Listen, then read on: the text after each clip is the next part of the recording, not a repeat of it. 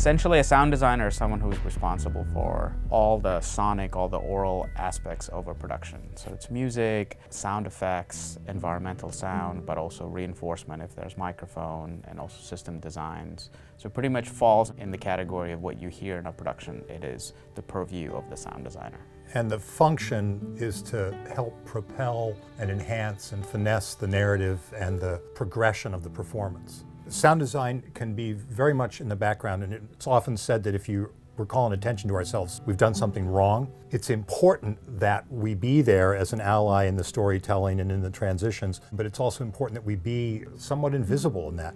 I would say that sound design often helps to kind of glue the narrative together. Sometimes it's purely information, sometimes it's just visceral content, but the idea is to complete the world that the story's trying to tell without taking you out of the experience of the story.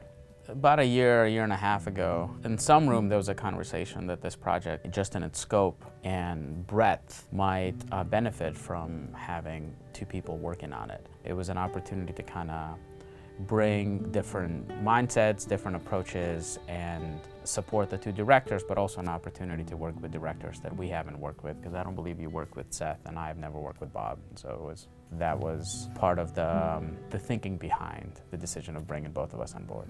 I think another thing that's important is the scope of the project. I think one of the things that people don't realize about sound designers is that we're developing all the cues, we're producing all the music, we're doing a lot of the construction phases to produce a lot of material for the show. And so at this point, I can't imagine not having a creative partner in this. It's been marvelous and enabling. I think sound is very important to this story, these stories, in part to differentiate them, to help them stand out relative to each other and also in relationship to each other. There are elements that foreshadow and echo across the sections. There are other elements that are absolutely unique to each section. And that fabric, that weave, is part of how you make a 5+ hour experience coherent.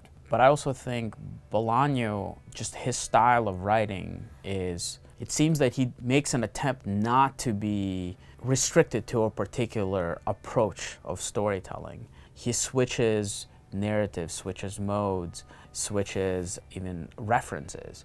And I think there's a richness and an endlessness to especially the way 2066 is written. And so sound design and its diversity, I think, is there to support that sort of worldview of his, where he doesn't see it as one story, he sees it as multiple stories. It's endless. That Bolaño's work is an open read like that. It invites a lot of pathways in, and so people will derive meaning and connection in different ways and pull different things from it. For me, what I take away from it is the redemptive power of art, that the world is an immensely complicated, messy, and more than occasionally evil place, but that there are things of great beauty in it that are triumphs.